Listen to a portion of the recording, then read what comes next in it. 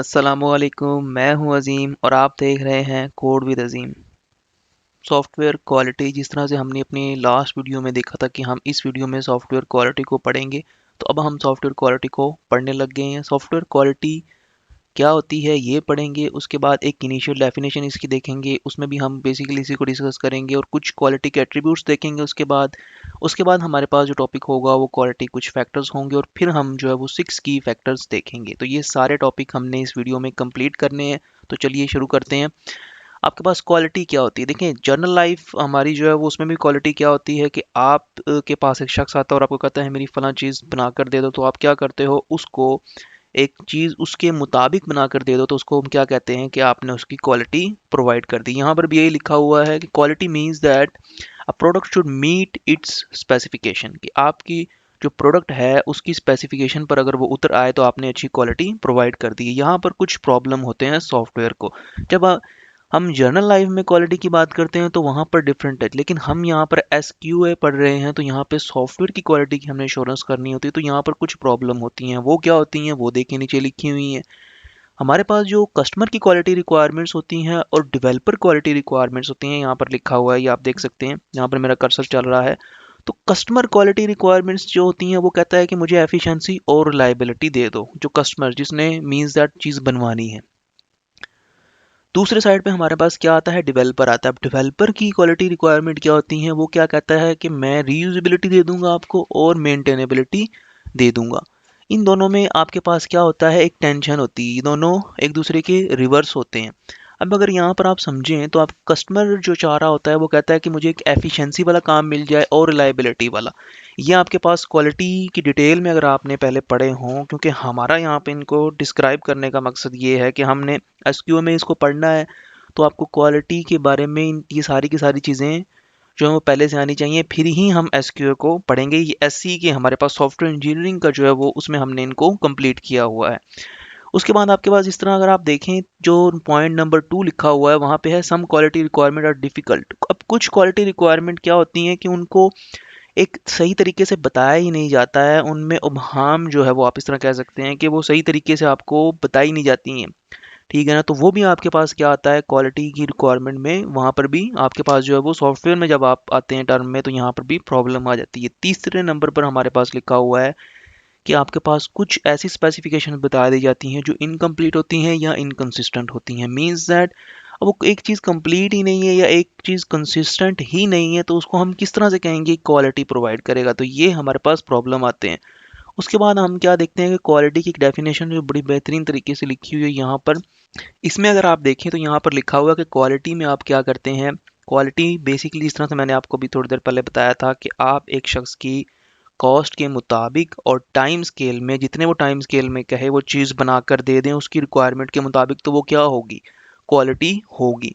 जिस तरह से मिसाल ले लें, आपके पास एक शख्स आया है और आपको कहता है कि मुझे एक टेबल बना के दे दो, और वो आपको जितने प्राइस कह रहा है उतने प्राइस में आप उसे बनाकर दे देते हो, उतने ही टाइम में बनाकर दे देते हो, तो आपने उसे क्वालिटी प्रोडक्ट प्रोवाइड कर दी है, वेरी गुड। तो यहाँ पर भी यही लिखा हुआ है कि आप कस्टमर की जो रिक्वायरमेंट है उसको पूरा कर दें, उसके एग्रीड कास्ट में, मतलब जितनी उसने कॉस्ट की है उसमें पूरा कर दें, और जितना टाइम स्केल था उसमें पूरा कर दें। यहाँ पर क्वालिटी के बारे में कुछ और भी लिखा हुआ है, fitness for purpose. Fitness for purpose का मतलब ये होता है कि जिस तरह एक कंस्ट्रक्टर है, तो जहाँ वहाँ पर हमारे इस केस में जो शख्स आपका टेबल बना रहा है उसको पता है कि ये इसका जो पर्पज़ है वो बेसिकली क्या है। मींस दैट हमारे पास इसका पर्पज़ जो उसने क्वालिटी जिस जिस तरह से प्रोवाइड करनी है तो वो भी इसमें शामिल होनी चाहिए। और अगला पॉइंट हमारे पास है कस्टमर सेटिस्फेक्शन। तो कस्टमर सेटिस्फेक्शन का मतलब क्या है कि कस्टमर सेटिस्फाई हो, तो ये भी क्वालिटी की एक थिंग है। उसके बाद सॉफ्टवेयर क्वालिटी एट्रीब्यूट्स हैं। तो सॉफ्टवेयर क्वालिटी एट्रीब्यूट्स में हमारे पास फंक्शनल सूटेबिलिटी है। फंक्शनली जो आपका जो है वो सॉफ्टवेयर क्या होना चाहिए, सूटेबल होना चाहिए। उसके बाद रिलायबिलिटी है। रिलायबिलिटी का मतलब ये होता है कि आपका जो सॉफ्टवेयर है उसमें कोई बग्स नहीं होने चाहिए, वो विदाउट क्रैश चलना चाहिए, और ऑपरेशन उसके जो है वो ठीक चलने चाहिए। उसकी जो एफिशिएंसी है, वो परफॉर्मेंस जो है वो उसकी बेहतरीन होनी चाहिए। सिक्योरिटी के हवाले से उसको बिल्कुल सिक्योर होना चाहिए। कंपैटिबिलिटी का मतलब क्या होता है कि अगर फॉर एग्जांपल आपने एक सॉफ्टवेयर बनवाया और आपने उसे एक लैपटॉप में चला लिया, अब उसके बाद आप चाहते हैं कि मैं इसे अपने पीसी में भी चला लूँ और आपने फिर चलाना चाहा तो वो नहीं चला, तो ये चीज़ जो है वो कंपैटिबिलिटी के ऑपोजिट है, मींस दैट इस तरह से वो कंपैटिबल नहीं है। और मेंटेनेबिलिटी क्या है कि जब आपने जो सॉफ्टवेयर बनाया है, अब उसमें बनवाने के बाद आपका वो सॉफ्टवेयर क्या होना चाहिए, मेंटेन रहना चाहिए। ये नहीं कि आप एक सॉफ्टवेयर बनवा कर ले आए हैं जो बड़ा बेहतरीन चल रहा था और कुछ दिन बाद जो है वो सही से चल ही नहीं रहा, तो ये चीज़ उसमें नहीं होनी चाहिए। उसके बाद यहाँ पे हमारे पास कुछ क्वालिटी के फैक्टर्स हैं। वैसे तो इसकी एक पूरी वीडियो बन सकती है और वो वीडियो आपको जो है वो देखनी भी चाहिए। अगर आप रिक्वायर करें कि इन सब टॉपिक्स पर एक वीडियो बनाई जाए तो मैं बना दूंगा।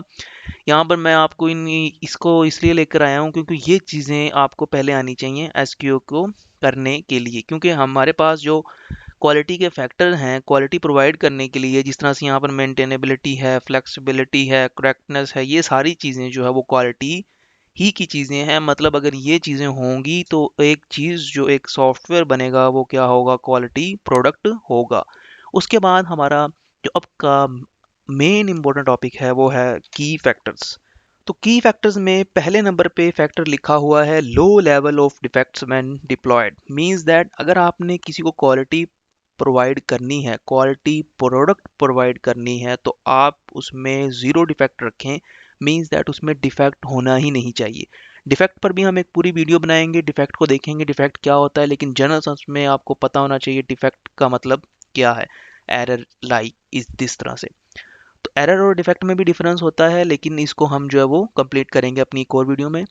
उसके बाद है हाई रिलायबिलिटी, मींस दैट हमारा जो दूसरा पॉइंट है वो ये होना चाहिए कि आपका सॉफ्टवेयर विदाउट क्रैशेस चलना चाहिए। जो रिजल्ट हम रिक्वायर कर रहे हैं वो बिल्कुल सही आने चाहिए और उसमें क्रैश नहीं आने चाहिए।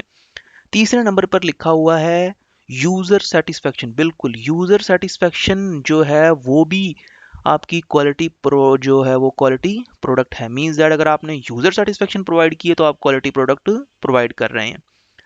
उसके बाद चौथे नंबर पर लिखा हुआ है बैड फिक्सेस। अब बैड फिक्सेस का मतलब क्या होता है, बैड फिक्सेस का मतलब ये है कि आपने एक सॉफ्टवेयर बनाया जो बहुत बड़ा है और उसमें आप क्या कर रहे हैं, आप अच्छे से फिक्स उसे नहीं कर रहे हैं। मींस दैट बैड फिक्सेस को समझाने के लिए मैं आपको इस तरह बताऊंगा। आपने एक वेरिएबल लेना है जो एवरेज है, तो आपने उसको एवीजी लिखें या उसके पूरे स्पेलिंग लिखें ताकि आपको बाद में अगर उसको यूज़ करना हो तो आपको याद हो। क्योंकि अगर आपने कोई एक और वेरिएबल लाइक आपने एप्पल एक और वेरिएबल लेना है, आपने एवरेज को भी ए लिख लिया, थोड़ी देर बाद आपको एप्पल की ज़रूरत पड़ी, आपने फिर उसको भी ए लिख लिया, तो बाद में आपको कैसे पता लगेगा कि हमने कौन से ए में चेंज करना है। तो ये वाले छोटे छोटे फिक्सेस जो बैड फिक्सेस होते हैं, ये वाले फिक्सेस उसमें सॉफ्टवेयर में नहीं होते हैं। पॉइंट नंबर 5 है effective customer support when problem to occur. जैसे ही प्रॉब्लम अकर हो जाए तो आपकी जो इफ़ेक्टिव कस्टमर सपोर्ट होनी चाहिए। मींस दैट देखें, आप एक सर्विसेज जो है वो सर्विसेज प्रोवाइड करने वाली कंपनीज लाइक जैज़ है या कोई भी और कंपनी है, वो आपको एक सर्विस प्रोवाइड कर रही है। तो अगर आपके पास एक प्रॉब्लम आ जाए तो उसके ऊपर इफेक्टिव कस्टमर सपोर्ट ना हो तो आप क्या करेंगे। मींस दैट अगर आपकी कॉल ही नहीं जा रही और आप कंपनी के पास जाकर कहते हैं कि मेरे जो है वो सिस्टम से कॉल नहीं जा रही, मेरे मोबाइल से कॉल नहीं जा रही है, तो वो आपको अगर ये कह दें कि आपकी ये प्रॉब्लम एक हफ्ते में सॉल्व होगी, तो आप क्या करेंगे, सिंपली उस सिम को क्या कर लेंगे, चेंज कर लेंगे। इसके अलावा इसकी दूसरी एग्जांपल इस तरह समझ लें, आप अपने घर में डॉलन्स का जो है वो रेफ्रिजरेटर लेकर आ गए हैं। अब आपने 2 साल उसको चलाया है और उसकी 5 साल की वारंटी है और वारंटी ही की चीज़ जो है वो 2 साल में ख़राब हो गई, तो अब क्या होगा। अब सिंपली आपने वहाँ पर कॉल की, उसके बाद आपको वहाँ की जो मैनेजमेंट टीम है जिन्होंने आपको सेल किया डॉलन्स वाले, वो आपको कह रहे हैं कि हम 1 साल के बाद इसको ठीक करेंगे। तो ये क्या है, इफेक्टिव कस्टमर सपोर्ट नहीं है। आप कहेंगे भाईजान हमें आपकी ऐसी सर्विस नहीं चाहिए, हमें डॉलर्स नहीं, हम किसी और रेफ्रिजरेटर को लेंगे नेक्स्ट टाइम और दूसरों को भी ये सजेस्ट करेंगे, ठीक है ना। तो ये चीज़ आपकी जो क्वालिटी प्रोडक्ट होती है, इसी तरह से हमारा जो सॉफ्टवेयर है उसमें भी ये चीज़ होनी ही होनी चाहिए। पॉइंट नंबर 5 है रैपिड रिपेयर फॉर डिफेक्ट्स। तो आपके ऐसे डिफेक्ट जिनकी हाई सिविरिटी हो। हाई सिविरिटी का मतलब ये है कि फॉर एग्जांपल आपका मोबाइल फ़ोन है, इसमें हाई सिविरिटी क्या होगी, जैसे कॉल है, इसका जो कॉल फीचर है वो बहुत ही इंपॉर्टेंट है आपके लिए, क्योंकि मोबाइल फ़ोन बना ही इसलिए है। अगर आपकी वीडियो एक वक्त के लिए नहीं चल रही है और मोबाइल के देने वाले आपको ये कह देते हैं कि ये 2 दिन में ठीक हो जाएगी, तो आप कहेंगे ठीक है। लेकिन अगर आपकी कॉल नहीं हो रही और 2 दिन आपको वेट करना पड़ जाए, तो आप क्या कहेंगे, नहीं मैं 2 दिन वेट नहीं कर सकता।